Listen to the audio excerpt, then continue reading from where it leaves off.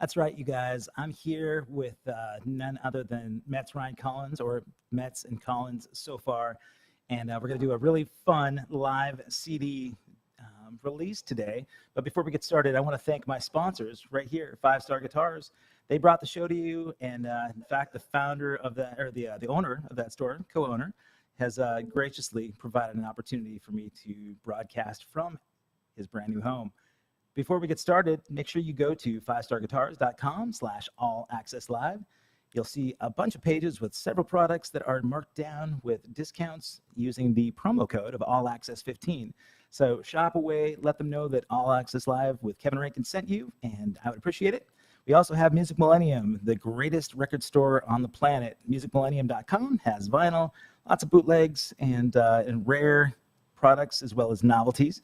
They've been in business over 30 years, and Terry Courier, the owner of that store, is graciously provided the my guests right now a 10% discount. So if you go to musicmillennium.com and let them know that I sent you, you'll get 10% off everything you find there. Now, today we've got a live presentation from three gentlemen that I consider family. If you have not heard Metts Ryan Collins, we're going to talk a little bit about who these gentlemen are. At least we're going to get perspective from two of them. Most people know that drummers are stereotypically late, but their bass player, unfortunately, he had a failing kidney, and so right now he's in the hospital. And is that right? Oh no, it's not a kidney. Sorry, no, he's late. He wanted to stop by. We have bikini coffee shops in Oregon, and so he's providing like sustenance for us. So Kenny D, glad to see you here. Dain Ryan will be here shortly, and he can tell you all about what little he had to do with this record. We have this amazing record, No Days Be Wasted. And so what I'd like to do first is introduce you guys to Metts Ryan Collins, and then we're going to listen to the record, and then we're going to talk about the formation of this thing. So no further ado, I've got Geoff Metts and Mike Collins right there. Look at these guys. All right. So there's an extra stool there, right? Yeah. All right. Yeah, that's it's a little drop over there. So he called about 10 minutes ago, and he said, "Hey guys, how are we looking for time?"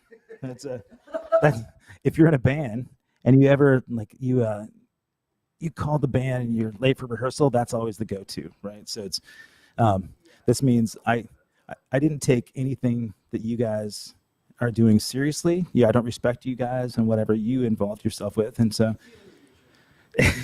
but you guys, yeah, I mean, you showed up at your own house on time, so I appreciate that. And Mike, you know, we're getting this glowing orb of you've got a halo behind you. How angelic are you, Mike Collins? So guys, several different projects of your own, but Metts Ryan Collins was formed. Where'd you come up with the name? It's a really unique name. I'm surprised it wasn't already taken. Yeah, and you had to buy out the domain from somebody. We did, yeah. Lawyers. Yeah, this is a law firm in Cincinnati. You know, so we have this other band called Ants in the Kitchen, and we've been playing, you know, a couple of years at that time, and we talked a little bit about, we should write some original stuff, it'd be cool, you know, and like, yeah, of course, yeah, let's do that. And Dain was pushing it, and I remember one day he calls, and he's like, hey, I booked a show, you know, and it's like, oh, for Ants, he's like, no, for our original project. And like, at that time, we had not rehearsed, we didn't have a name, it did not happen. And, You never rehearsed what original project? We had a song or two. Okay. I mean, we messed around with some stuff, but we hadn't finished anything, you know. Right. So, anyway, I listened to Dain, and I'm trying not to I'm trying to see the positive side of this, because immediately I was like stressed, you know. And so finally, you know, I just sort of calmed myself and said, "What did you call the band?" And he's like, "Metts Ryan Collins." And I was like, "Okay, as long as I get top billing." Yeah. That was the thing. It wasn't alphabetical, obviously. Yeah, right. Hey, since Dain has chosen not to be here for a while, what I'm going to do, I know that we have Metts Ryan Collins, but since he's not here, I'm going to have let's have you go here that way, because people said it's kind of hard to hear. All right. So yeah, you know what? He's not going to be mic'd up anyway, so it's fine. He's just here for aesthetics, right? So look at this. All right. So All right, so the formation of the band came out of an accident. Dain got excited about the band at that point. He actually took it seriously enough to book a gig, right? So this is going to be a dog on Dain. I mean, we were looking for somebody to use as a punching bag, and so I expected it to be you, honestly. But yeah, yeah. Just if you came in late and you heard the kidney joke, yeah, it wasn't really a joke. It just He's fine. he's He actually had car trouble. he really did. Yeah. I thought that was a bullshit thing, but no, that's cool. Good. No, All right. yeah. I don't wish car trouble on anybody, man. But but if well, so there are a couple of records out already. You already had your EP that you first came out with. You put a live record out in the '80s, back in the '90s, right? Yeah. But the new record, it seems to me like. You guys had already been in Ants in the Kitchen. You did this really cool sort of roots-based R&B sort of funky band. You guys had played in different iterations of projects over the years, but the newest record really seems to me like you found your voice. Like Homegrown is a great record, right? They're great songs, but it seems like this one has more of well, I should back up a little bit.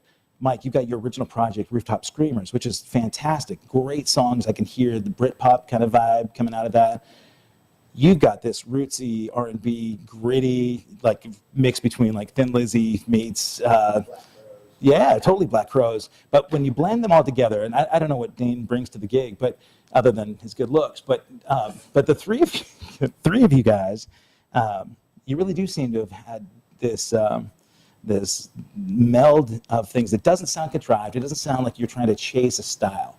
The new record seems like, number one, it was really fun to put the songs together because you can tell that you guys are, I mean, I know that sounds funny, but it sounds like you're smiling at each other while you're tracking them and playing them, you know? So did you do a lot of these songs live before you recorded them?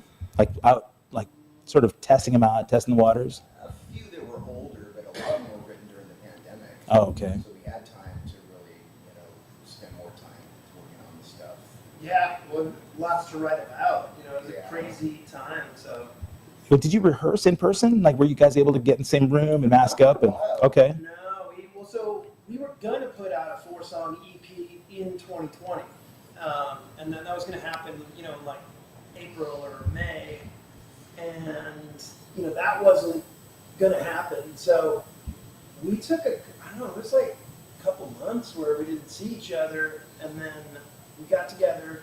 At first it was just me and Dain. We got together like one afternoon and just went to the rehearsal space, and it was weird being back there, like, because we would every week for 10 years or whatever.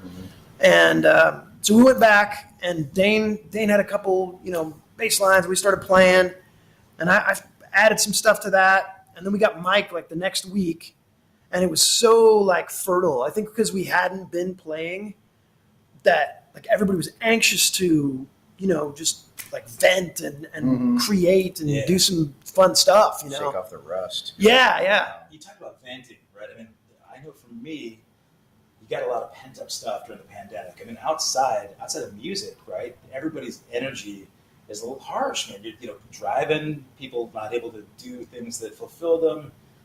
Being able to work was difficult. All right, now we got good volume. All right, so testing the mics out here. We're finally past the sound check. So that's a wrap? Just in time for That was fun, Kevin. Thanks for doing that. We got a special guest. Does this mean that we have to stop talking about him? Come on in. Welcome. Hey, Dain. Just in time. Come on in. Ladies and gentlemen, the guy that I've been making fun of here just walked in, and I'm sorry. Talent has arrived. I'm sorry to hear about your kidney, bro. Yeah, right. Yeah. He was probably listening on the way over here. Good to see you. Ladies and gentlemen, Dain Ryan, owner of Canyon Glass, right here. Hey. Do you want to mix it up? Now, I know that we had Metts, We're Collins, Ryan. All right, here we go. be comfortable. All right. That was slick. That was All pretty right. good. Yeah, Cool that's entrance. Impressive. All right. So, like we were saying, so Dain, after his incarceration, right? So we just got him out of jail. Yeah, I just got in out. time to. Well, we're talking about the recording of the record. Oh, right. No, Yeah. Okay, so during the pandemic, I mean, there was angst, there was stuff that was pent up. So did you find that kind of came out in the writing, and in terms of like this energy, kind of like a catharsis. That, Totally. Yeah.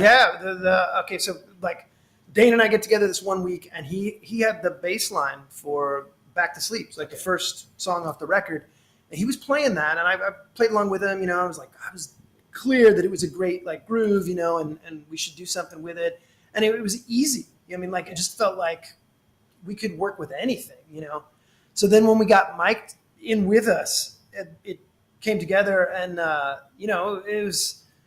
That song it mentions isolation and mentions a lot of things that we were kind of feeling. There was such a crazy time for everybody, but us included, and we didn't know what was going to happen, if we were ever going to play live again or anything. It was just like, let's just write some songs. This is how we're going to get through this. We'll get back together, and we'll just finish the record. The first time we actually, how many months had gone by? It was a couple. Which is like months. The longest time I hadn't seen you in 15 years or something. Yeah, it was pretty crazy. And I remember like, hey man, I'm going down to the rehearsal room. Yeah, we both show up with masks. Like, are we gonna do this? We're gonna raw dog it. He got kind of choked up because we hadn't seen each other in 2 months. Yeah. You don't know if you might die any day. Yeah, and I'm like, and it was kind of like, if I'm gonna die, I'm gonna do it with these guys. So and my family. So Right. Yeah, man. we were all doing what we could. As much as we dogged you before you got here, these guys are like family. I mentioned that I feel like you guys are my family as well. So I'm not going to get choked up just yet. But they didn't believe me that you have a life-size cutout of yourself in your office. I did not know. That's right. If we Playing the bass. If we had it, we would have kept it right here. We should have gotten that. We Never should even have brought show that up, in. right? Didn't you take a picture of that? I think you have a picture of that on your phone. I do, yeah, but I just couldn't blow it up for the screen here. Oh, but, yeah. That so- would have been funny. when you talked about him coming in, Dain coming in with a riff and just saying, hey, I got this kind of vibe, and you said that's the first song on the record, is that typically how you write? Does somebody will come up with a riff and say, let's work with this, just jam on it and see what comes out of it? Yeah, it could even be just a drum beat too. Yeah. That's the thing. If somebody starts playing something, maybe even before we start rehearsing or doing anything, somebody will play something and we'll start just jamming on that. Really? Just That's kind like of the warm-up. yeah, a lot of times, and then it's a good time to throw out anything that you've been working on. So if it's a beat that that Mike's been doing, or some guitar thing that I'll just start playing and see what happens. And everybody's pretty quick to, that we played so much music together and played so many shows together that like it's pretty easy to just go with whatever. And I think on this recording, not just Back to Sleep, but on this album, it's pretty far ranging, and there's a lot of stuff that we haven't tried before, but it was easy. We didn't. It really kind of came together, and we were so anxious to play. Yeah. Right. Everybody was ready to let's make it work. That's cool. It's more than a dry spell when you get. I was just thinking about this. You talked about how many years you guys have played together, but collectively, if you think about how many years you guys have played professionally, individually. So you started playing when? In the Portland scene, like 17. No, you're like when you started playing drums on stage. The first time you started on stage, what year was that? 84. Okay. Yeah. All right. So 36 years ago. Yeah. Or 38 years ago. Okay. Yeah. Probably 18. What year? 17, 18. My first gig was at Sneaky Pete's. 90, 91. Okay. All right. So you're working on 30 years now. Yeah, probably about the same. Yeah. Okay. So collectively, you guys have 100 years of time.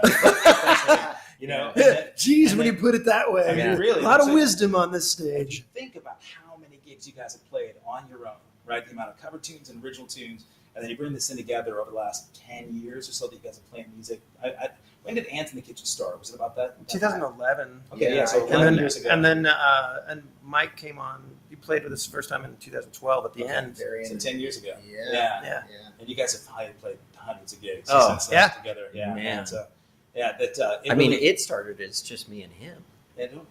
Listen, don't bring that up, okay? Just Yeah. Yeah. don't make the drummer feel more Yeah. insignificant than he is. But They were a Right Said Fred tribute band. I love that. Yeah, like you. But you were talking about Back to Sleep. Dain came up with the riff. I think it's a great way to start this off. Let's go ahead and listen. Let's have everybody listen to this. You guys haven't had a chance to listen to this, have you? No. So we're going to play Back to Sleep. We'll go through the songs and we can talk a little bit Check about out this this bass line I came up with.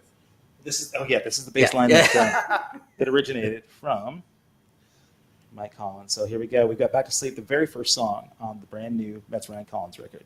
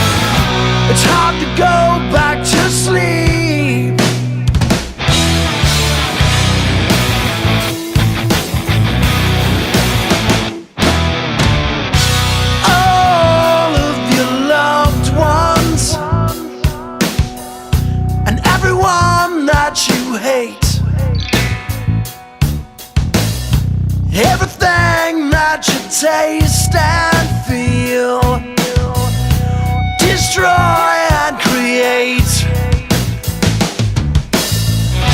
Come a day they'll be slipping away.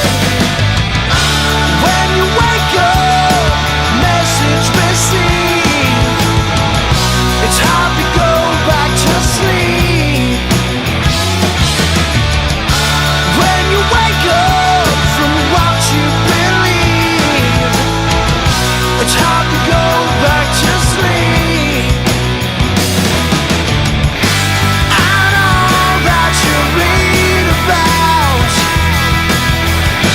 I know that you say everything that you thought would last forever. Come a day they'll be slipping away.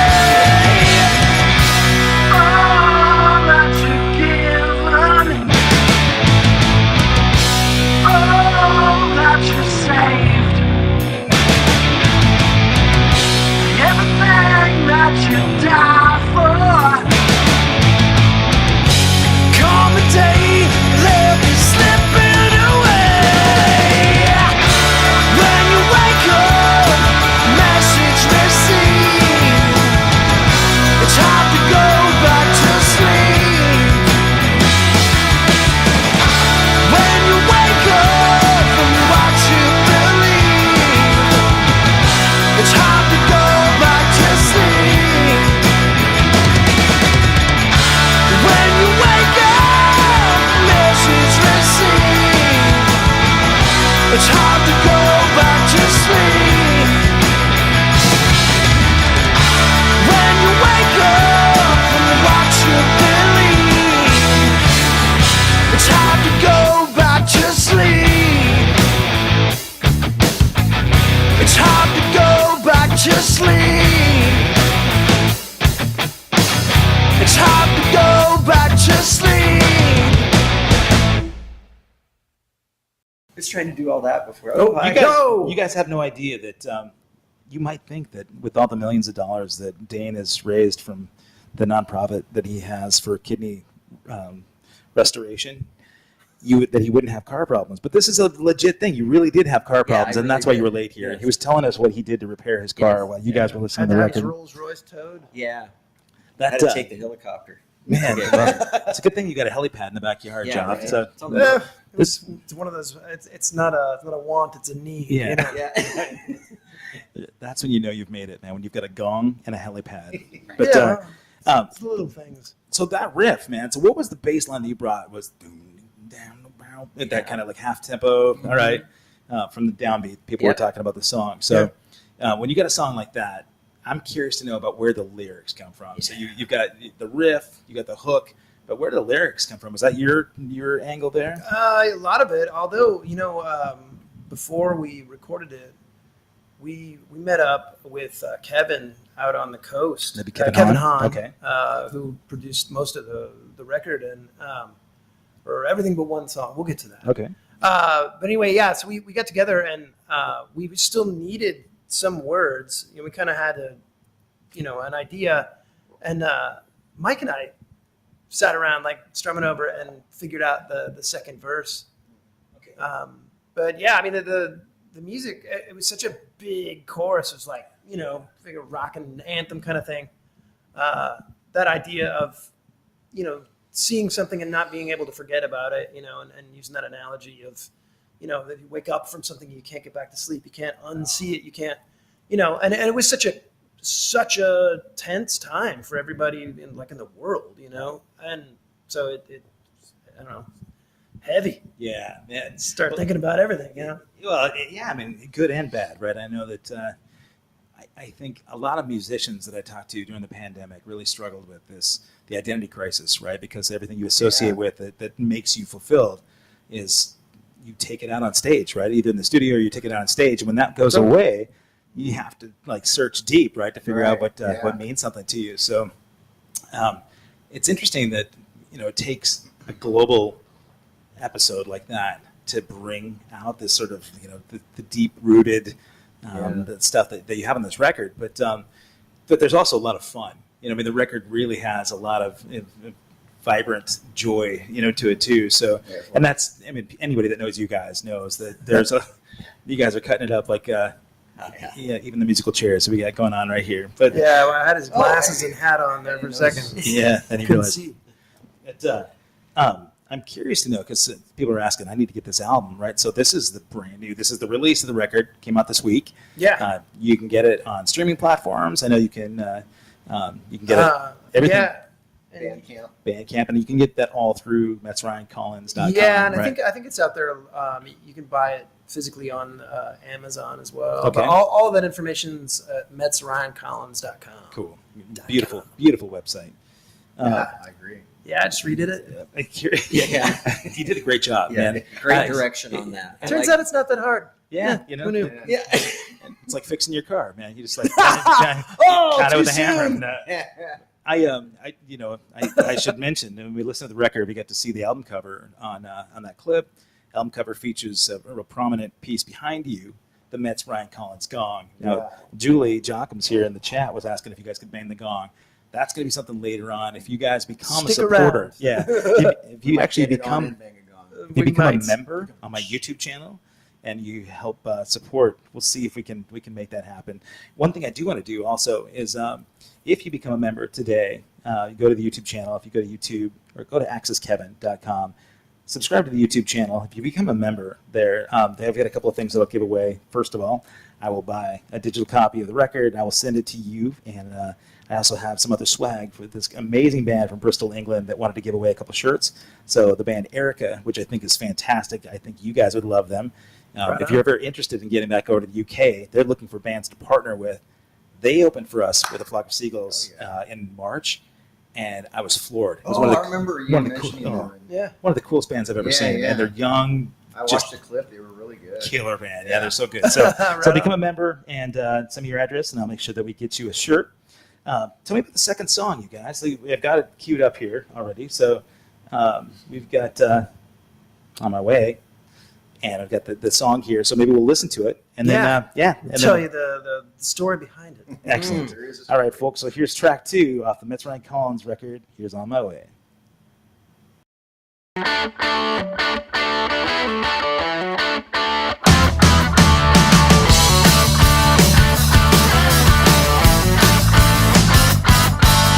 Call my mom from Georgia, tell her about the change of plans.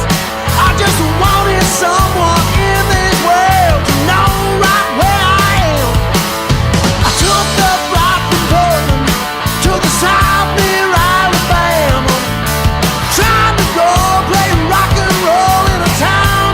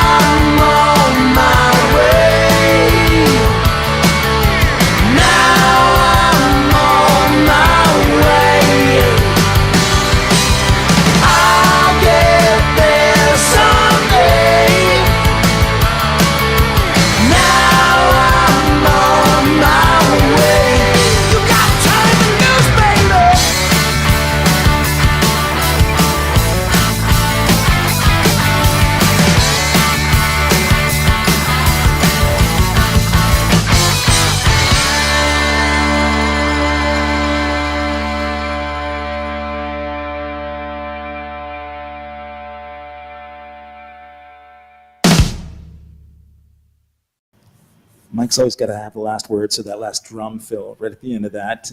Was that something that you just decided that you guys had your argument, you got your way, you're on your way? And I haven't actually listened to the record, so I don't even know. What okay, you're talking yeah. about.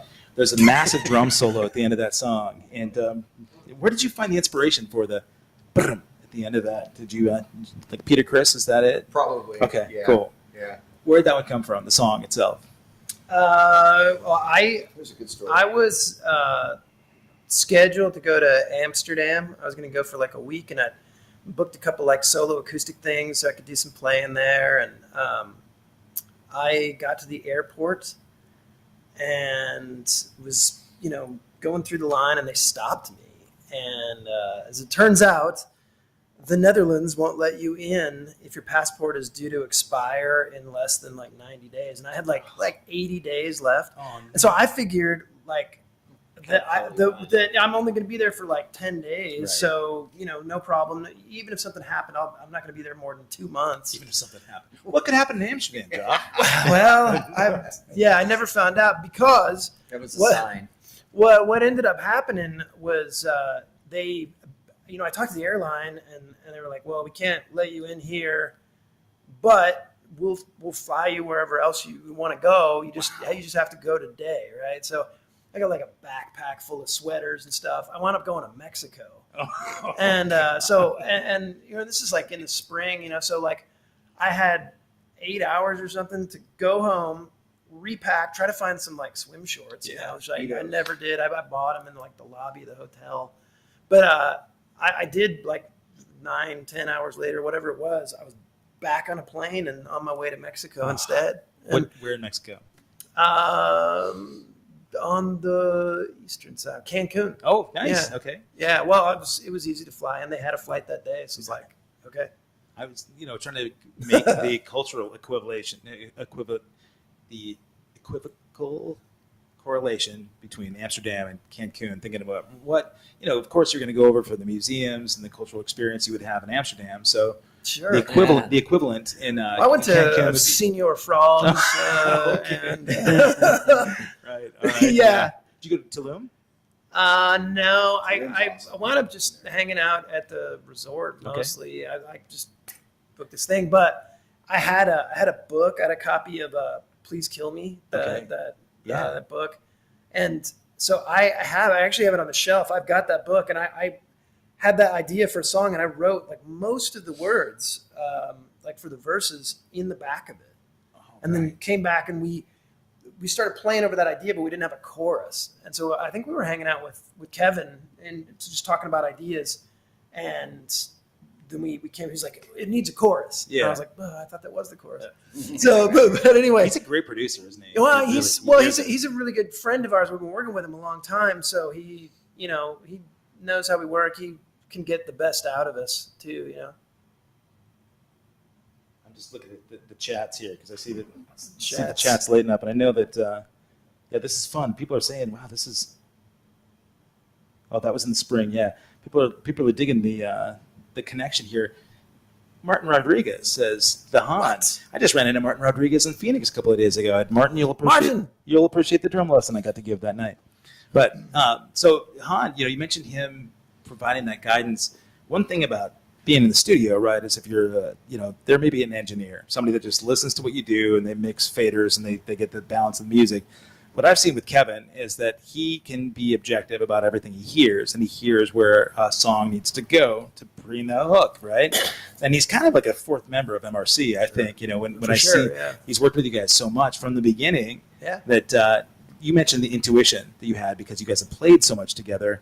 Kevin kind of has the intuition where he knows, I think, and I'm speculating, but he knows you've got another one in you, or you've got another part in you that would sound like an MRC song, to be able to render a hooky chorus. And does it bug you guys ever? You feel like, you know what, man, this is my baby, the extra set of ears and him being a songwriter himself. Yeah.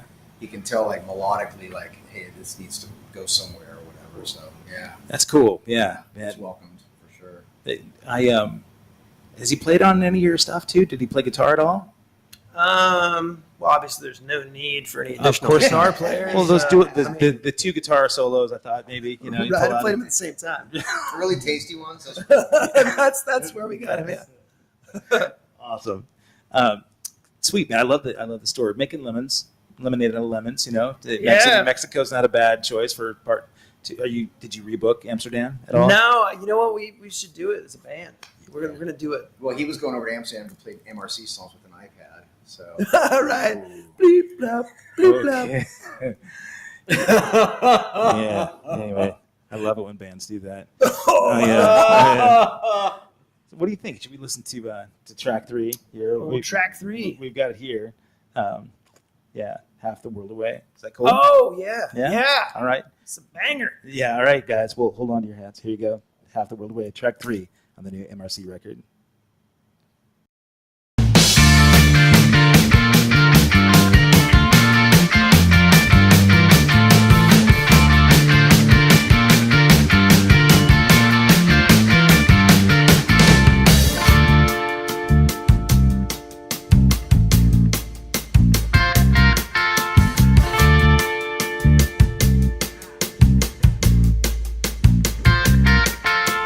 We're all castaways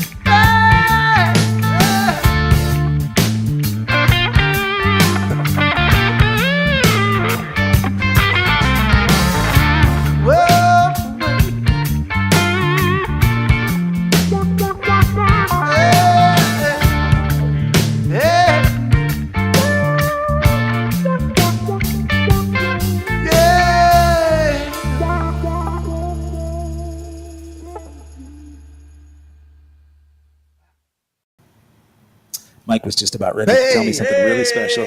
Look, they're back. All right. All right. So we got a little homage to the Police right there. Right. That was the outro. But all right. So you were half the world away. But tell me about that song. First of all, was that one of the songs that somebody came up with a riff first? That was Before the lyric. Dean had came that in with bass the line part. for like 50 years. Okay. And no drummer knew what to do with it. Okay. It's the truth. Yeah. It's true. That was an early. I heard a ska beat. It is true. I'm joking about the no drummer knew what to do with it. Yeah. But I instantly They thought really ska. couldn't kind of figure out what to do with it. I mean, a couple people got close. Yeah. And I'd just be one of those things I kind of always warmed up with. Yeah. And then, I was always like, oh, this is kind of cool if you kind of bounce it a little bit. Let's get you a little close to the mic here. Oh. Yeah. So it does have a You real kind of bounce to it. Yeah. And then Mike, I played it in front of these guys off and on for a couple of years. Yeah. And then finally they're like, fine. All right. So you. Mike's, I finally came up with something for it. I think it was partially because of the time too. I mean, that was that like post, COVID, yeah. like after that COVID, after that break. Yeah. And so, yeah, man, we would have. I mean, it was a cool idea, but I think we were just open to a lot of stuff. It was like, well, let's just, Yeah. that's how that sounds. Let's do that. Like. Okay, so you held on to this song, that riff, that long. So when you bring it to the guys, they finally write something around it. Do you feel like you have ownership over this kind of thing where, man, if the lyrics don't really fit what you've had, no, you didn't. It didn't matter as long as you got it recorded. I just wanted to hear it. Yeah. It's just one of those things I always thought it was really cool. It just took the right people Yeah. to do it with. Well, you're Pop, professional musician, professional bass player, right? So, Yeah. like, did you kind of, do you feel like some of that stuff kind of you derived some of those Oh, riffs yeah. from Dad? Oh, yeah. It's For got to sure. make him proud to hear these things come to life. Yeah, right? that's pretty wild. Yeah, Yeah. it's cool. Yeah. He's got posters of ours hanging on in the house, and He's got not the one an that- album or the whole album covered with a record in it. Nice, man. Yeah. Well, you Yeah. got to feel good about that. Yeah. Like, you have, like, all of you guys, you have family that are musicians that are Great grandpa was a banjo player. Actually traveled around. Banjo player. Yeah, Oh, like, all yeah, he was like right. a troubadour. Yeah. at the, oh, man. No, he was yeah, a right, troubadour. a troubadour. Yeah. Right. Totally. How about you? My uncle was a trumpet Trumpeter? player. Trumpeter. Yes. Yeah. All right. Yeah. Yeah, So- yeah. As far as like direct inspiration, then, so you pretty much had your dad. Yeah. Yeah. When you first were playing, did you decide at an early age, man? Yeah, I want to follow in their footsteps. I want to play music for. I did, and it's funny. I always kind of kept it secret because I knew it was something my parents were so into. Oh, you kept into your passion for wanting to play. Yeah, wanting to play because I was doing baseball. I know Mike kind of shares a similar, Yeah. we were doing sports. Did you feel like they were going to say, "Oh no, music is not the way to go, son"? Yeah. Don't do what I did. Don't Yeah. destroy your life. So I was just playing all this stuff around the house when they were gone. Really? Yeah. Oh man, yeah.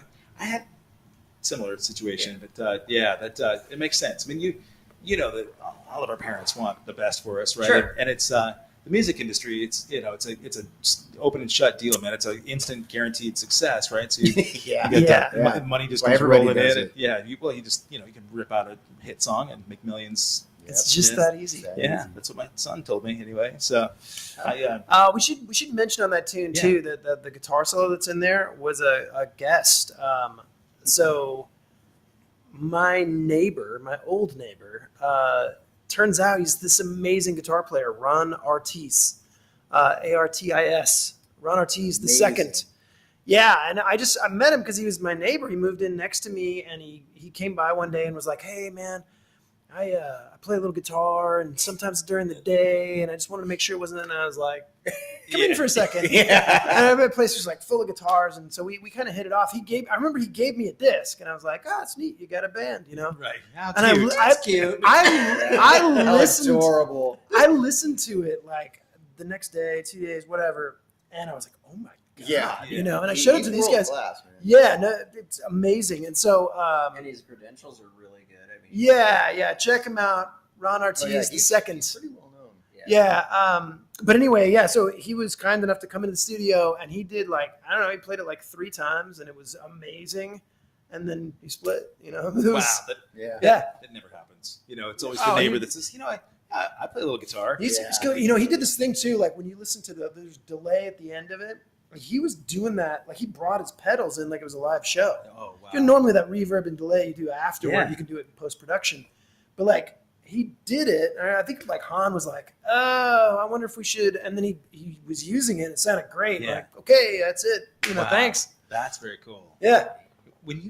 So when you guys play a song like that, and you had a guest playing guitar. Do you emulate what he did, or do you just come up with a new solo? No, I mean, Well, really. I mean, that's right. I don't know. I mean, I like parts of it, but it really sounds a lot like him. Yeah. And that's just what he sounds like. Yeah, so what do you do in a song like that? Well, I mean, you know, try to, you know, comp the same kind of vibe because I liked it. It really worked. And that was the thing too. Like, that song was really cool. We knocked it out quick. You know, we had the arrangement and everything. But when it came to the guitar solo, I was like, you know, I'm in like kind of either way about what I was playing. And it works. Yeah. And then I was like, oh, we should use Ron while we have access to this guy. Like, you know, and he sat in with us a couple times, I think with Ants and with MRC, and it was just, he's fantastic. So I'm really glad that we were able to get him. I see that some people are talking about being able to boogie to that. You know, from song to song, right? So we're 3 songs in here. Stylistically, I've got your influences, but they're all different. They're all, you know, that's one thing that I noticed with a lot of bands, right? Is that, you know, there's some monotony to it. Even if the band is killer, right? You know, you hear 3 songs and you're just like, okay, well, I got their energy and I don't need to listen anymore, you know, but from start to finish, this record really is a really unique record. And, you know, we'll get into some of this later. I'm blown away by how, you know, you'll go from this kind of like a little ska vibe. You've got like a really dark, heavy, gritty rock later on, you know, Death Valley. I told you that one just grabbed me big time. But I think when you guys are playing live, which you got a show coming up here, you mentioned a new show November 11th. Yeah, we're gonna a live performance. Gemini. Yeah. Are you planning on bringing in? Because of course, I mean, you got some staple songs that everybody loves. You know, you can't do a show without playing in Oregon, right? So Oregon. But, that's what everybody is run into around the country. Like, oh, you're from Oregon. Nice. Right. Yeah. But how about the new record? Are you guys going to be playing a lot of the stuff on the new record? Yeah. Probably Okay. the whole thing. Yeah. Really? Okay. Yeah. Cool. Yeah, we have the whole night. I mean, we'll probably have an opener and some guests, but I think probably play the whole thing. Yeah, try to do the Greatest whole hits off the other stuff. Yeah, try to do the whole thing and then, you know, plus some at the end or something. Just like you guys had this big break during the pandemic, you know, all of these people have been pent up for the last couple of years, right? And they're just dying to get out there. I mean, you know, you guys have a really cool fan base too. I know that people have traveled a lot to come and see you guys play, and the fact that you've got a full new record of new stuff, this is going to be really cool to see. Yeah, you know, I mean, the Gemini is not big enough to hold your fans, you know, so you're going to have to. It'll be intimate. There you go. Well, can they buy tickets already? If they can't, they should. Look at each other. Yeah, I don't think so yet. Okay. Not yet. All right. Well, soon. I was going to say, man, they better because We're working it out with Ticketmaster, and it's a thing. Yeah. It's a lot of attorneys at this point. Yeah. Right. Okay. Track 4, Complicated. Right? Let's hear it. Let's do you it. want to check it out? All right, here we go. Here's right. the 4th song off the new Metts Ryan Collins record, Complicated.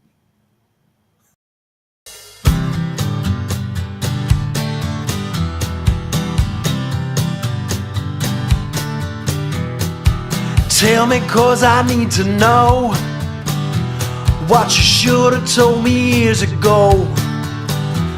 I won't judge you, please tell me why, but please bring the truth to light.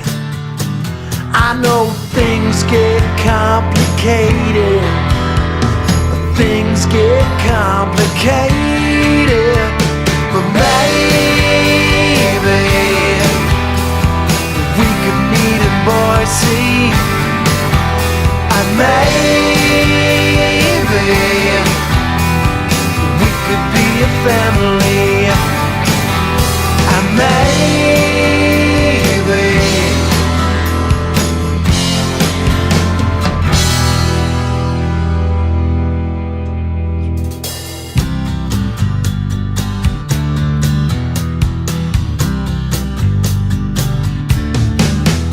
it gets harder as the years go by, but now let's give the truth a try. I've grown up all alone, I'm talking to you on the phone. know things get complicated. Things get complicated. But maybe we can meet in Boise. And maybe we could be a family. And maybe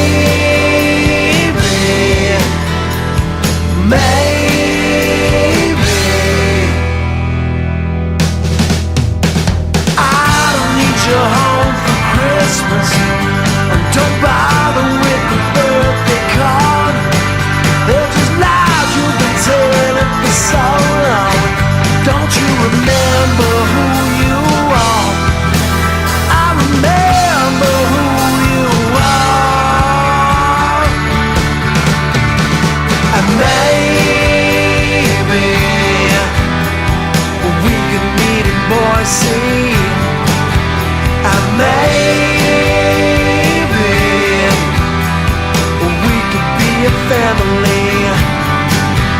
And maybe we could meet in Boise.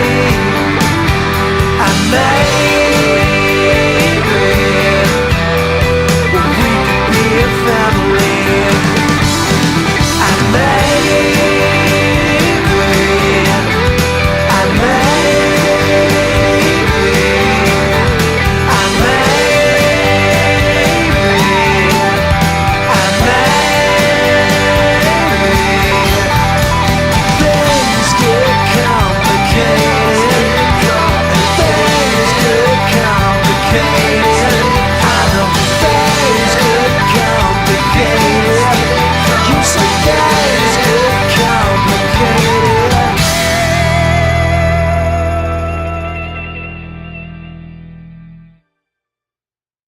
He's a good Christian. Oh, hey, by the way. We're back. You know what's interesting? We had really deep philosophical conversations during that song, Complicated. That was such a beautiful song. Is that what you call it? It's a driving song. You know, I was saying, I mean, I just love that one. There's a kind of a Americana country vibe to that one. Yeah. It's a perfect driving summer song, you know. Who came up with the riff? That's Geoff Metts. I wrote that, and you know, it was really like personal to me, you know. But I also thought it was a really cool song, Yeah. you know. And it's kind of one of those things where, like, you know, it's kind of cathartic to write something like that, but also it's pretty cool, you know. And so I showed it to these guys, and I was a little nervous, you know. Hated it. Well, I mean, you know, to like really put yourself out there, you know, about you know, your personal life or whatever, you know.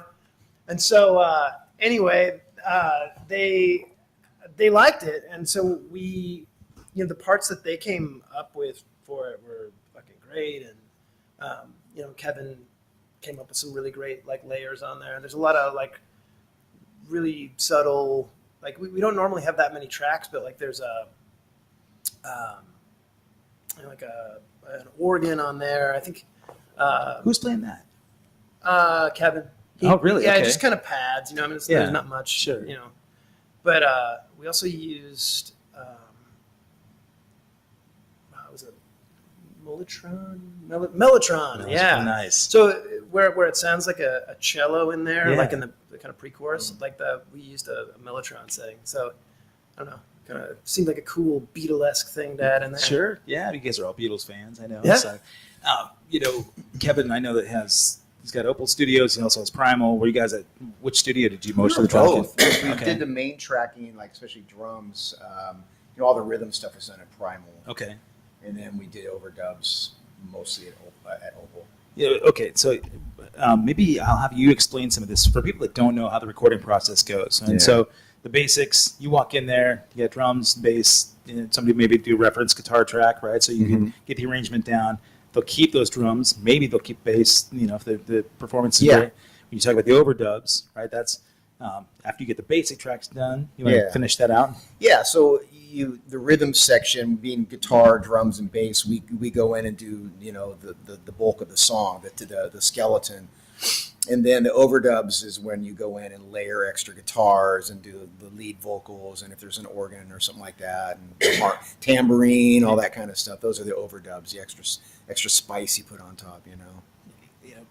For people that listen to music, without understanding how that recording process goes, I mean, some people might assume, they got 10 people in the studio and they just recorded it all at the same time, right? It's just like a live performance. Yeah. You just put it on a track. I mean, back in the day. Sometimes, like the Beach Boys, Yeah, sure. You Back got like 20 people in the room, yeah. Yeah. Have you done anything like that? Anything like that on this record where you did all live the first pass?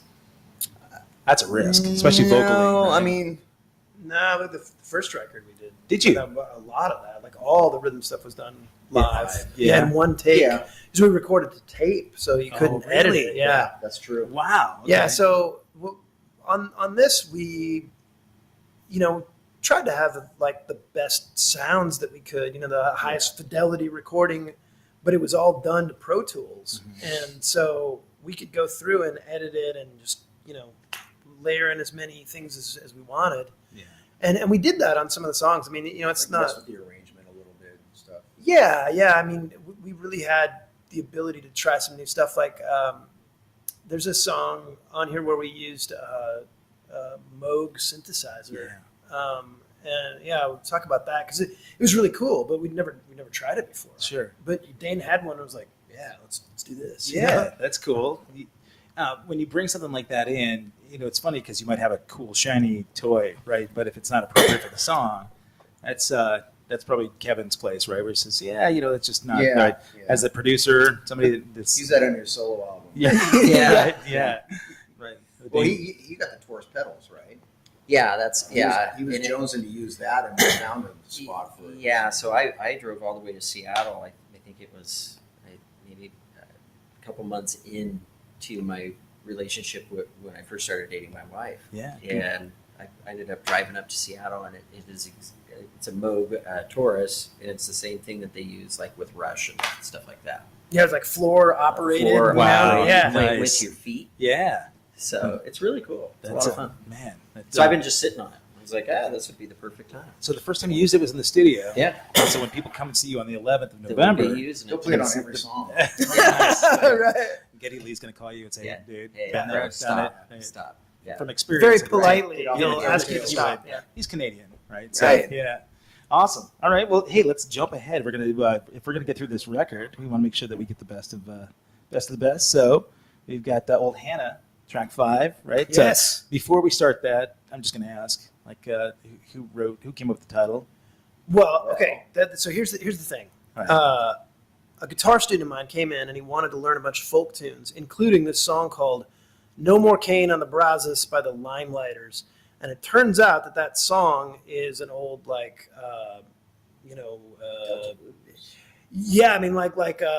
one of those like work Jail. camps, like prison songs, Yeah. right? That Alan Lomax documented, right, in the 30s.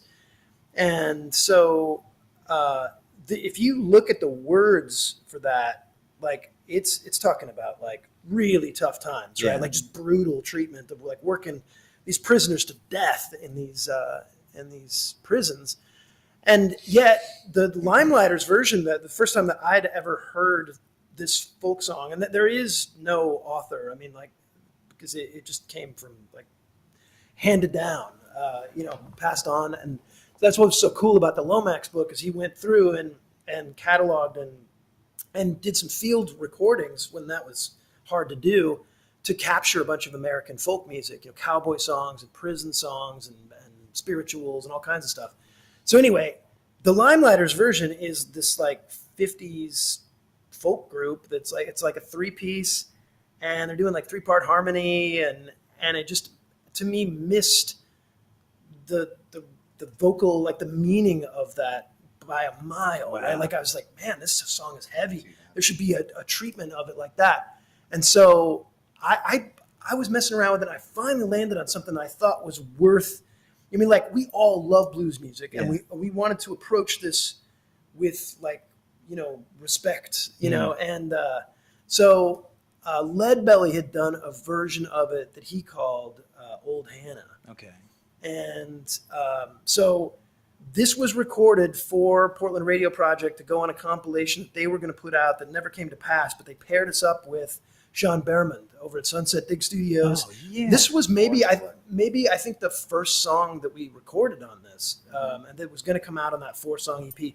But I was really, really happy with the way this turned out, and I told Sean about the whole backstory and everything, and so we sampled Leadbelly. When you listen to the beginning of it and at the end, we sampled him on there, and he explains how, old Hannah is the sun, and in the refrain they're talking about the sun going down and not coming back up unless it's Judgment Day, and it's just so heavy, right? So we did this, and I'm like so pleased with it. Like I felt like we did it justice. Like there's a lot of reverence and thought went into this. Fantastic, man! I love that lead in. All right, guys, well, let's check out old Hannah. Here we go. Well, the boys were getting tired and hungry. They had to start talking to the sun, but they called it old Hannah, and this is what they said. Go down, old Hannah, don't you rise no more. Oh, oh, oh. Go down, old Hannah, don't you rise no more. Oh, oh, oh. If you rise in the morning, bring judgment day. 99 years, it feels so long to be here, I can't go home. Sins in 99 years, but all the dogs in the river can't keep me here. Go down, old Hannah, don't you rise no more. Oh, oh, oh. Go down, old Hannah, don't you rise no more. Oh, oh, oh. If you rise in the morning, bring judgment day. If you rise in the morning, set the world on fire. Should've come to the river in 24. Was a dead man on every road. I come to the river in 2010. Driving the women just like the men. Go down, old Hannah, don't you rise no more. Oh, oh, oh. Go down, old Hannah, don't you rise no more. Oh, oh, oh. If you rise in the morning, bring judgment day. If you rise in the morning, set the world on fire.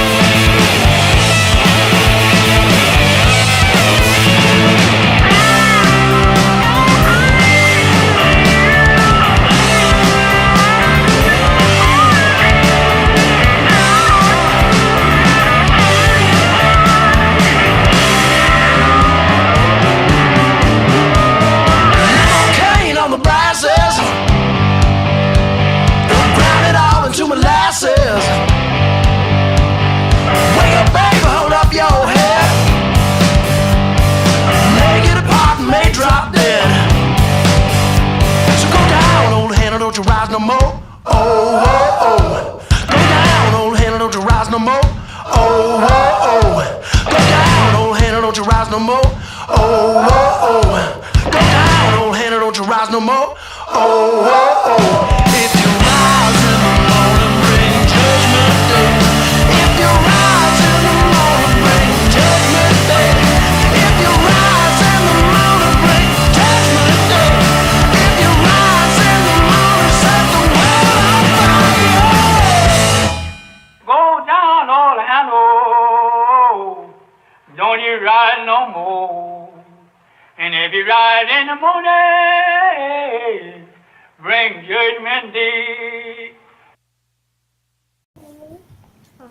Right on. So I'm going to ask you about the Leadbelly piece there because the recording of it is so good. So where did you kind of remaster that, or did you find a version of that was?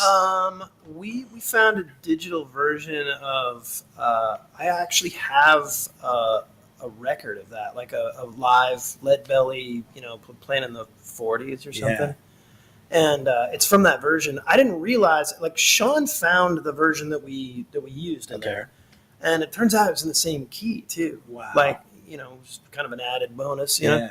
But I was going through some records that I have, and I've got it sitting over there. But yeah, it's man, we love blues music, Yeah. and Leadbelly's super cool. I mean, his life is Yeah. crazy, you Which know, is- like a lot of those guys' lives were, you know. Yeah, well, I mean, like if you imagine him today, I was just thinking about that. You know, if you know, you had him in the studio today, you know, recording that with you guys, that's kind of how I would picture it being. You know, but the slide stuff. I mean, I've always loved your work on slide. You know, you've got a really authentic feel to it. Sounds, you know, it sounds legit. Those lessons paid off. Right? Right? you. Yeah.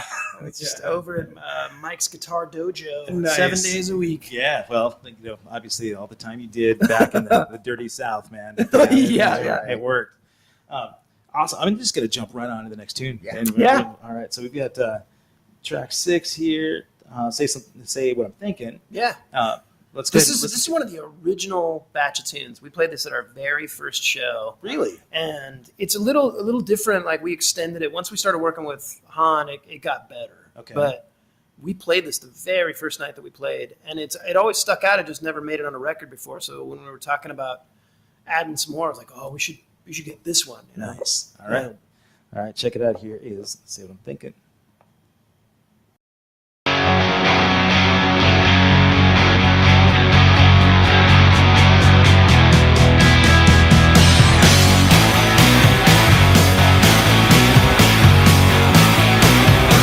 I keep my head down, I keep my back straight. I got my nose to the ground. I keep my mouth shut. I gotta stop watching. I'm just biding my time because I've seen it before and I see it again. Don't you just know in the end it means nothing now? I see your ways and I really wish I had the words to say what I'm thinking. I see your face and I really wish I had the words to say what I'm thinking now.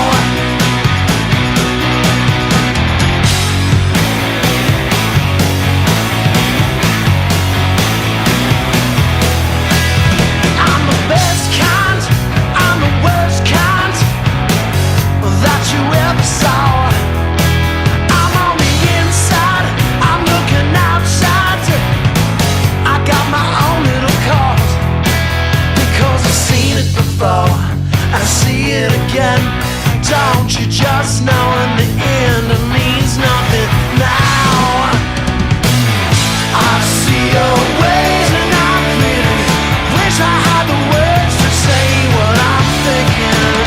I see your face and I really wish I had the words to say what I'm thinking now. Don't need to be the best, just to be the best, till the best comes around. See what I see ain't no mystery, and it's going down.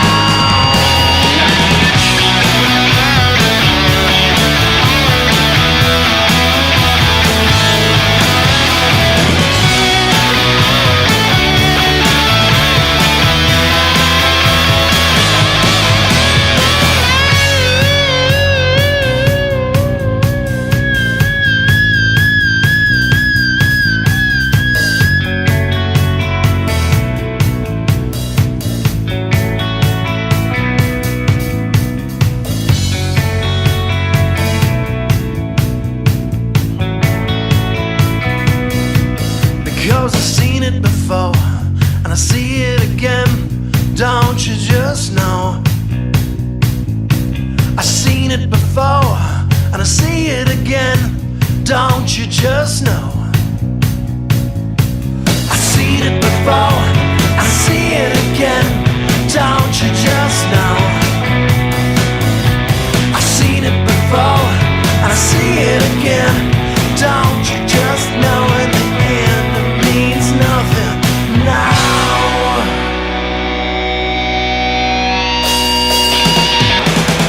I see your ways and I really wish I had the words to say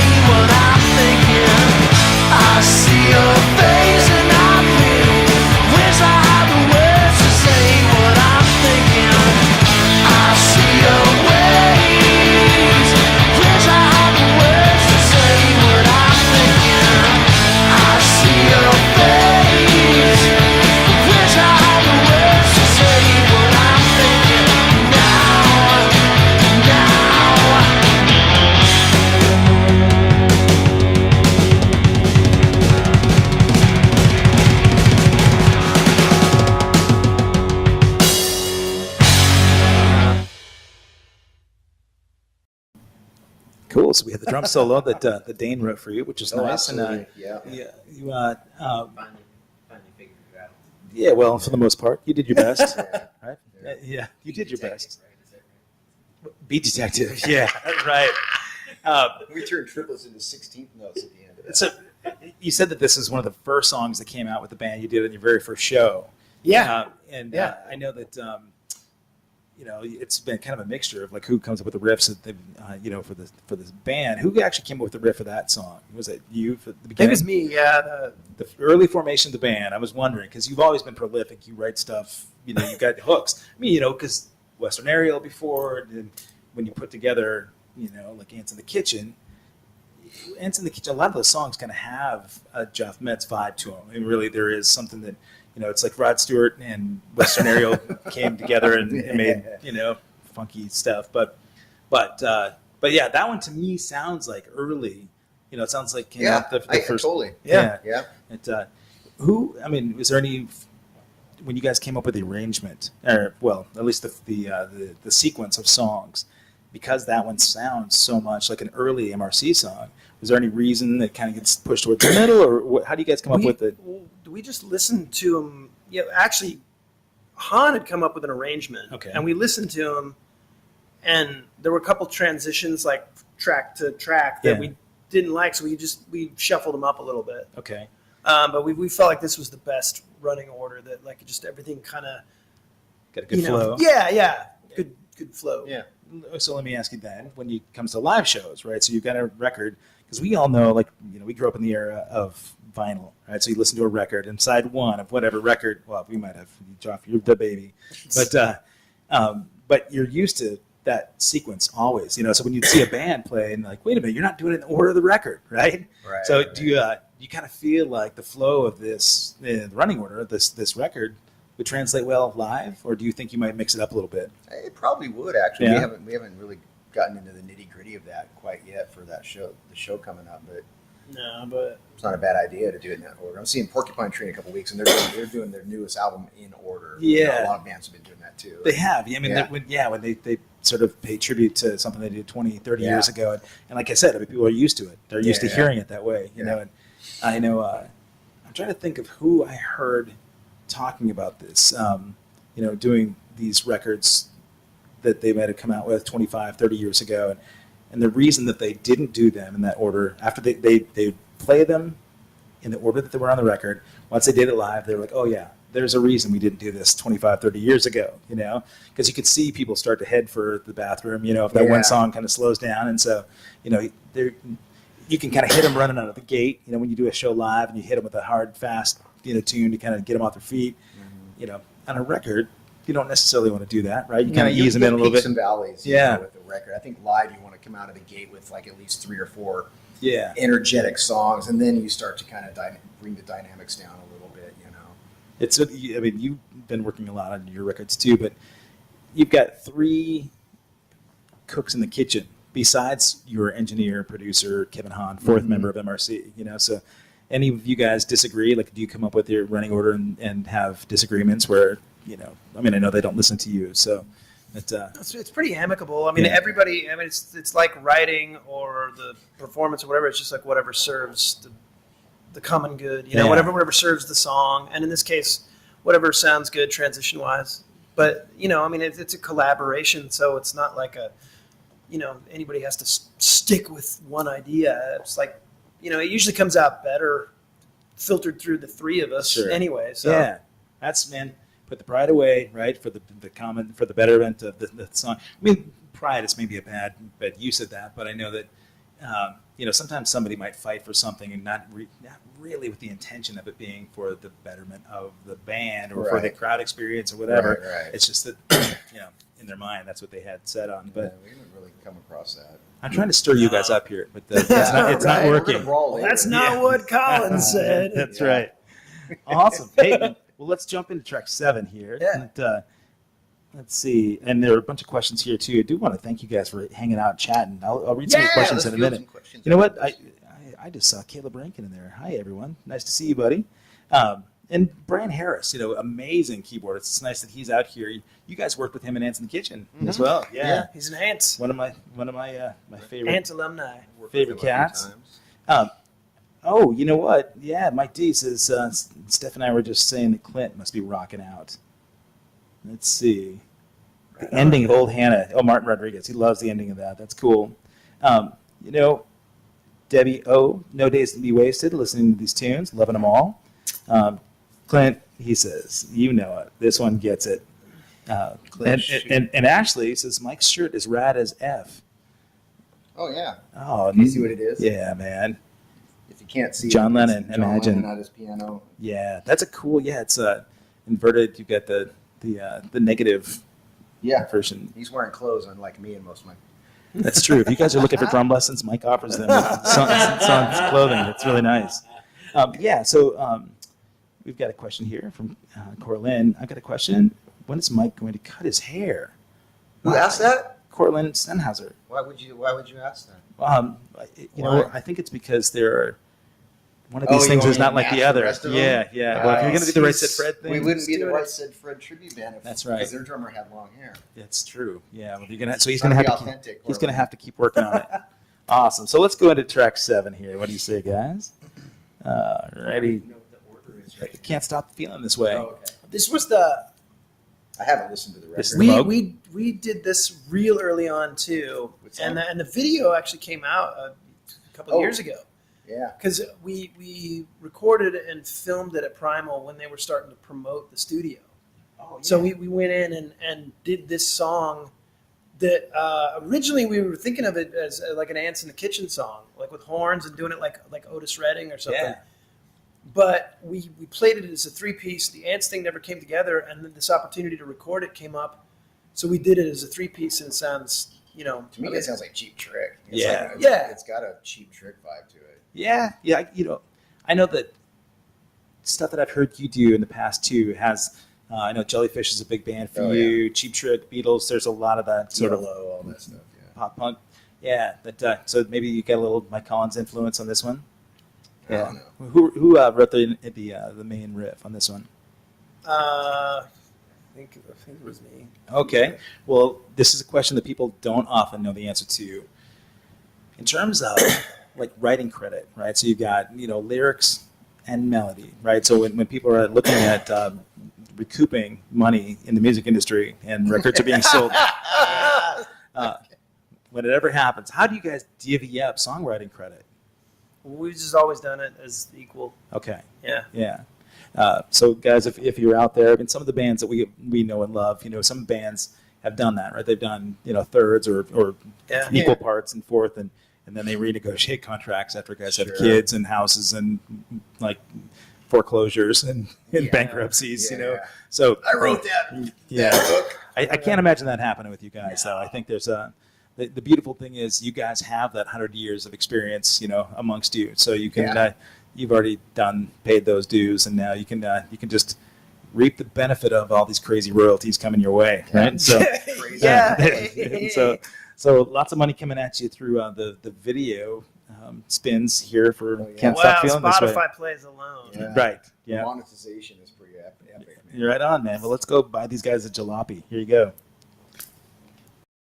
2, 3. I can't stop feeling this way. I can't stop feeling this way. I can't stop feeling this way. Feeling this way.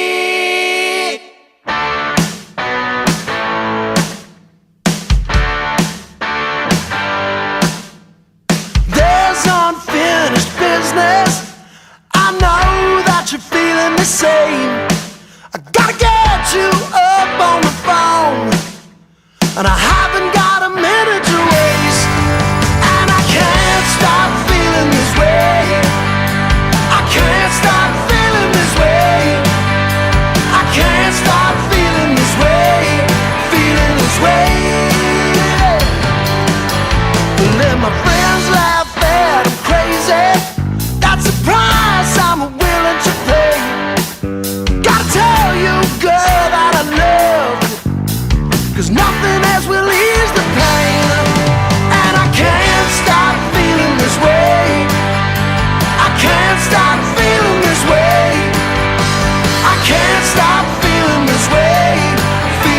way. I got to get your attention. You gotta listen good. What I'm gonna ask you is that you got to say that you will, baby.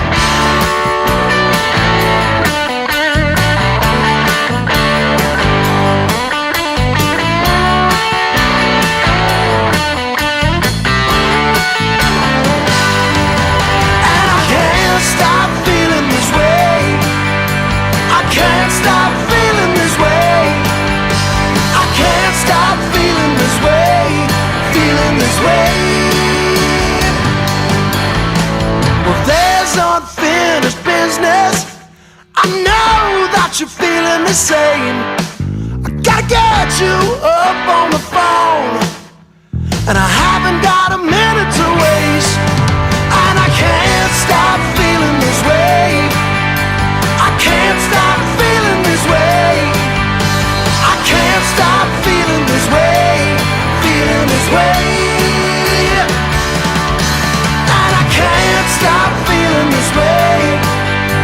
I can't stop feeling this way. I can't stop feeling this way. Feeling this way. And I can't stop feeling this way. I can't stop feeling this way. I can't stop feeling this way. And I can't stop feeling this way.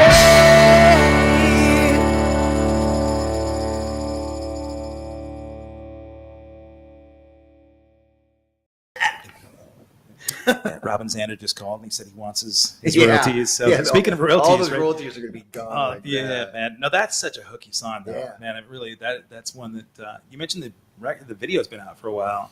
So do you kind of do a re-release then since it's coming on the record? Yeah, but we'll probably promote it one of these days. I think it's mostly just on the Primal.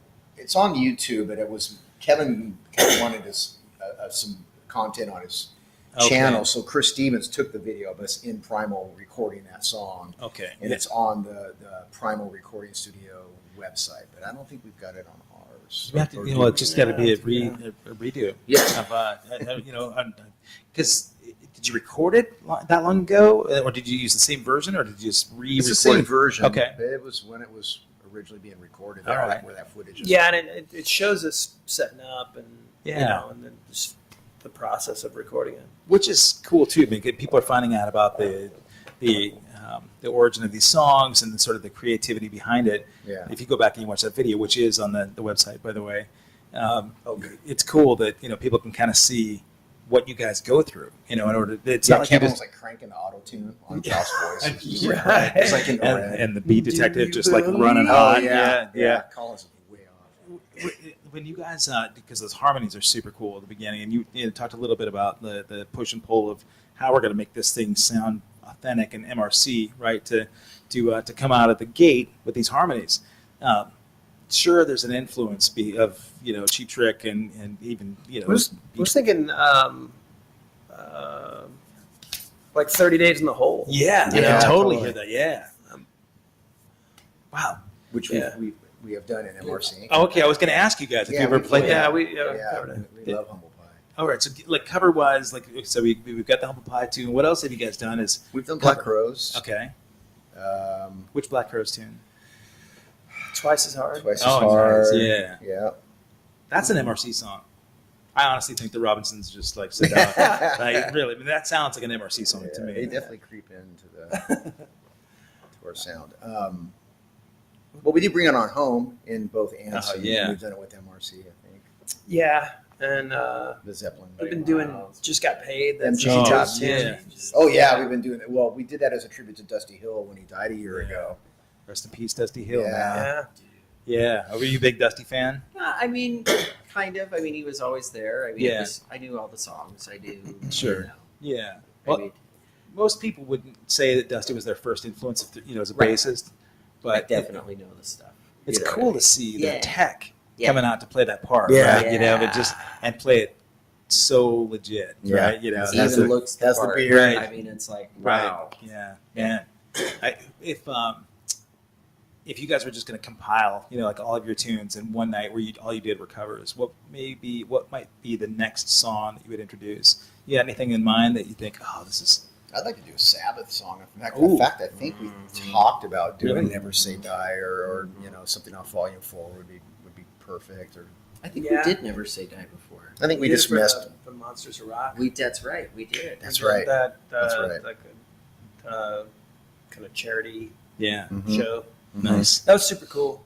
But yeah, man, there's so many songs we'd like to do. It's a Stones. blast. Yeah, I mean, we got tons of influences. It's great to go through and try that stuff and put your own spin on it.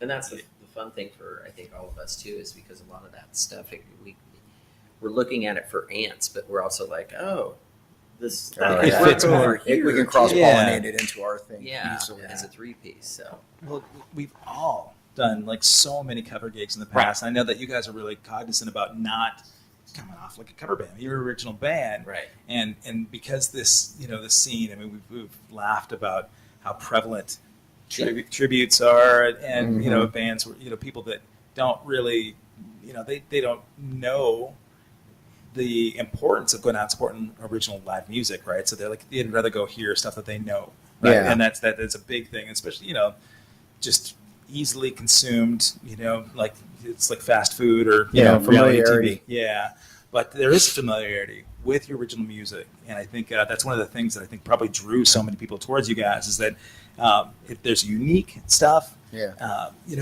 and it makes me think about your origins. Like I know, like Dain, you're from just outside the city, just south. Geoff, you're an Idaho guy, right? But Yeah. and Mike, I think you grew up here, Pretty right? much. Yeah. But you guys really have sort of made Portland, Oregon, your home. And to me, For I think this is an Oregon band, right? And, Yeah. Yeah. and so when you're traveling, I know you guys went down and played the Whiskey, and you're down in Mhm. LA. Did you kind of bring with you a little vibe, like, hey, man, we're We repping? literally brought a bunch of our friends down. Yeah, there. you did. First time Yeah. we played the Whiskey was Yeah, Yeah. it was that time. That was so much fun. Yeah. And then we went on like a bar, like a pub crawl, Oh. just through Hollywood. It was awesome. Yeah. It was such a fun night. Yeah, man. You bring in So the I heard. Bring in the 503. Yeah. Awesome. Well, hey, so let's just get in. We're gonna play Let's do my it. favorite song on the record, right? So you recorded this in Death Valley, right? Oh. This is the, Yeah, Yeah. with Josh Holm. you guys. I talked about the real heaviness for this record. I mean, this song just blows my mind, and it has all the elements of a really great hard rock. Yeah, there's some Iomi riffage kind Yeah, of like that. yeah, Speaking of absolutely. For Sabbath. sure. Yeah. Yeah. Yeah. Well, and we liked it so much, we did it as an Even instrumental, like on Soundgarden. purpose. Yeah. Like Moby Dick or any of that Mhm. stuff that there's lots of precedent for it. We just never came up with a melody or words that we liked enough. It stood on its own. Like it's cool. Yeah. So, Why ruin yeah. a good thing, man? Why- Well, that's the thing. Yeah. We don't have to sandwich words over the top of it. Like, Yeah. let the music do the talking. So what? I want It's a you guys. fight song. Absolutely. Yeah. Okay. I guess I want you guys to close your eyes and just imagine you're driving through the desert in your chopped Challenger. Nice. All right, here you go. There's the video right there.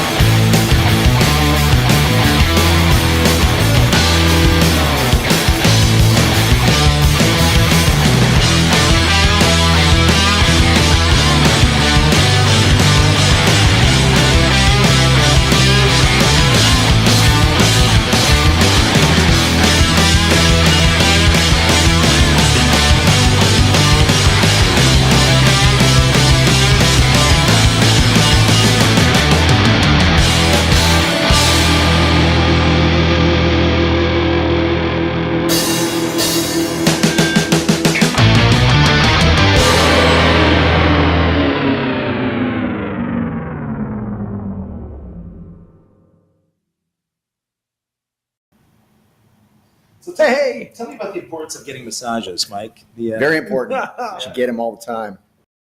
I almost started playing another song for us. No, we were just talking about, actually we weren't discussing in detail, but all of us kind of have like separate lives, right? And so having something outside music that not only fulfills us financially, it also, Geoff, you own a music store, right? But I talked about 5-Star Guitars, right? Being a big supporter of the show. And it kind of ties you into still doing music. Do you teach still, or are you able to at all? Or? Yeah, I still Okay. do. Yeah, I got So- a couple afternoons a week because I just really enjoy it. I mean, that's the thing. I really dig it, and I feel like getting a chance to, pass it on and help people find something. We're talking about moving to, being an Oregon band. Like, music's been so good to me, and so has this town. And so to help other people be able to do that and achieve whatever they're looking to do through music, I'm all for it. I love it, Yeah. I think at the beginning of the pandemic, when I started doing the podcast, I remember you coming to me saying, you really enjoyed at least being able to bring some of these opportunities, out and whatever the store could do to help support it. So I want to thank you, man, for really being a champion for this thing. It's allowed me to I get dig up. your show. It's Yeah, cool. it's a lot and of fun. I wanted to help, man. You were doing it all on your own, and we're prolific, still are. Yeah. So Well, this is my return from a break, right? It's been a couple months actually since I've done one. And come on, you needed to tee up a really big show. Yeah, Some exactly. big Yeah, guests. man. Well, I was just mentioning, when you sent me the tracks to kind of check out, and I heard, Death Valley, I thought, okay, this is a serious return to everything. I mean, honestly, the record Horns up rocking. It is so horns up rock. And Debbie O was saying in the chat, just when I think I have a new favorite, then another song comes along and it's a new contender. Do you happen to do you have a favorite song on the record? Do each of you have one that you think, oh, I can't wait to play this live? Dain does. All right, that's the one That's for the you. one, yeah. Yeah, that might be is that the opener or is that a closer? It's in the middle of the set. It is. In You the think middle. so? Yeah. All right. Well, I Yeah. mean, what we just did in the Dalles a few weeks ago. Oh yeah, that's Our right. You friends, just the had a show at the Loyal Barge, the Loyal Order. Yeah. .com. Yep. Yeah. So how was that show, man? Did It you was, play? it was a blast. You guys did all these was songs at that windy. show. Well, not all. Yeah. I mean, we did. Okay. We did. I don't know. I think we only played 45 minutes. Okay. Yeah. So- So not enough time. No, you gotta leave them wanting more. Is the trick. Sure, absolutely. Guys, if you're out there in the audience and you were at that show, maybe pop in the chat and let us know what your favorite song from that night was. Do you have a favorite that you played live? Well, that's definitely one Yeah. that's a favorite to play Sure. live. For all, I mean, we all get a little solo in Yeah. there, and we just dig in. It's such a meaty song. It is. I love Back to Sleep. Yeah. To me, it's got everything I love. It's got a riff. It's got a hook. It's got a bridge. Yeah. Yeah. Somebody was commenting earlier. I mean, a lot of people comment about how much they like the bridges too. The middle eight that Yeah. people talk about it. It's such Yeah. a special thing for these songs. Do you Yeah. guys collectively write your bridges, or I know that may sound funny, but people that don't really understand songwriting structure, Right. for me, some of the most memorable parts of any huge Yeah, song. I like those- a good bridge. Man. Yeah. I mean, in my own stuff, I'm always like, oh, this needs a bridge. Yeah. And, like Neil Finn is somebody to me that just writes some of the greatest bridges of all time. Yeah. It should be as strong as the hook to Yeah, me. sure. It's Yeah, a I mean, transition piece, right? It just yeah, takes you- yeah. It takes you in a different, and it's usually lyrically you want to kind of tie everything, like kind of a synopsis of what the song's about. Like, Yeah. if you don't know about what the song's about yet, we're going to tell you about it in the bridge, or it's a departure and it goes a little somewhere else. Sure. How about you? Do you have a favorite song on the record? I really like playing "On My Way." It's, yeah. it's cool when we I do mean, that. We this do that breakdown part, and Very Van Halen. yeah, and we can extend that, and it's cool. It's fun. I love old Hannah too. That's so fun Yeah. to play live. Pardon me for a second, you guys. I'm checking something here. There's a song that I'm not going to get to play for people, and so this is maybe going to inspire them to want to get out there and hit some of these stream links. So the track 9 actually didn't upload here. Which one was it? So I have in here. Are we live? Yeah, we're live. Oh. Careful what you wish for. Isn't going to be It played. had a really great bridge. Yeah, it has the really good- greatest. Yeah. No But- joke. Yeah. Yeah, well, we do know, like, if you go to mettsryancollins.com, you can actually get these songs right now through Amazon. You can get the record through Bandcamp. Yeah. You can buy the streams If you from get Amazon. if you get the disc, we haven't printed up any vinyl or anything yet. But on that CD, there's 2 other tracks. Like we did like a kind of an all acoustic version of Complicated, and a live version of a song off our old record from, I don't know, I think our last like record release show or something. We recorded it, and that one came out good. So it's a couple extra tracks. Yeah. That on that format of Yeah. CD we could do it. So we just added some other stuff. Careful what you wish for. Corey says that was her favorite song. So, yeah, sorry. Yeah. It's the heaviest riff in Ah. standard tuning, man. Yeah, well, you know what? It's inspiration for people to go and check out There you go. mettsryancollins.com. Yeah. That song go by the album. But now we got title track, right? So how'd you come up with the title No Days Be This Wasted? is a Go ahead. Well, okay, this is such a cool story. So we had 9 songs, and Han said we should do a 10th song, so it's like, you know, whole album, Yeah. you know, double digits. So he said, what we don't have on the record yet is like an acoustic, like stomp thing, you Yeah. know. And we wanna try to capture songwriting like right when it happens. Spontaneous, yeah. Spontaneous, yeah. You know, and we work that way, but you usually spend lots of time refining it so that when you go in to record, it's just about the execution of doing it, right? So he suggested that we come in with nothing, that we like travel and record it like with a mobile recording Okay. situation. So we went out to a house in like on the coast here, yeah, and went out there with all of our instruments. Kevin had all the microphones that he needed to record, and we wrote like the whole thing from scratch in like 48 hours. Wow. It was like totally immersive too. We didn't do anything but work on that song and, you know, and try to find our muse various different ways. Yeah. Timeline wise, where was that in relationship to the pandemic?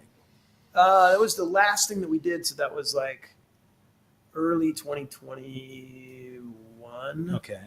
It's funny that we mentioned this, and we're in the pandemic still. I mean, the COVID thing is Yeah, still out there. yeah. Just, you know, the world has sort of returned, but, you know, the thing is still out there. So Yeah. it's almost like, all right, we've figured out ways that we can sort of mitigate that and just move forward, right? And it's Yeah. kind of like what this album represents to me too. You're like, all right, this has been our catharsis. We've gotten our energy into putting something forward that encapsulated all the feelings we had, all the energy, all the angst, and we're shoving this thing out there, and then we're going to serve this up to people to help them get through this time, Mhm. right? So if we're Yeah. gonna come out the other side, and, you know, we made it, Yeah. you know, then I think that's the No days be experience. wasted. No days Yeah, be I mean, wasted. it's really positive. Yeah, you know, I it felt is. like And we all really contributed evenly. I mean, there was like melodies and lyrics that we all like, oh, I got this cool melody, and, you know. And, Yeah. yeah. And we recorded it at the beach. I They mean, were- we they were literally talking sat about at the that kitchen house. table And with guitar, acoustic and literally bass. just smacking on the coffee table with my Really? hands. Yeah. I literally just brought my kick drum, Yeah. a snare, a hi-hat, and a ride, and we just like very simplistic kind of process. Was it Airbnb or what? It was at Kevin Hahn's beach house. Okay. All I right. think we're okay to say that. I think so, yeah. Yeah. Huge compound. Yeah, yeah. Yeah. Under- You can't underground. see from Google Earth, so don't even think Yeah, about right. trying Yeah. to find us. It's 50 But- feet underground. And Yeah, Yeah, yeah, nice. it's a prepper bunker. But yeah, we literally just sat around the coffee table or the kitchen table and just like spitballing ideas, and then the next day we set up mics and started recording Wow. Yeah. That and documented it, and so which is in the everything's- video, right, video yeah. clips and stuff. Yeah, beautiful, man. Let's go ahead and hear it, man. It's Yeah. just definitely a great ender, great title track. and- Anthemic. It is. Yeah, and yeah. it turned out so good that we wound up naming the record after it, you know, and it just seemed to encapsulate a lot of stuff. It was a nice way to end. And I want to just put out that Yeah. just say this one thing. The day we put it on YouTube, you know, you get a notification, and this guy wrote. He goes, it's something I'm paraphrasing. Like, this song really hits me hard right now because I'm leaving for college and leaving my friends behind. And so this really is, special to me. And that was just a beautiful thing to read. The beautiful thing is the impact, right, that you guys have. I mean, Yeah. and I know that you're not necessarily writing to make that impact overtly, but it is a beautiful thing No, that, yeah. obviously people that are coming here in the chat that have seen the band for years and years and have supported you, they bought records in the past, and now this is like the sort of this, the return. They're welcoming you guys back. Yeah. I think this is Thank a beautiful way. I think what I'll do is we'll send these people away with song. I don't think there's any better way to finish the interview. So Yeah. I want to thank Metts, Thank Ryan, you, and buddy. Collins, Thank you. and all you. So that being said, folks, here is the title track, the last song. We're going to wrap it up here with No Days Be Wasted. Thanks again for hanging out, everybody.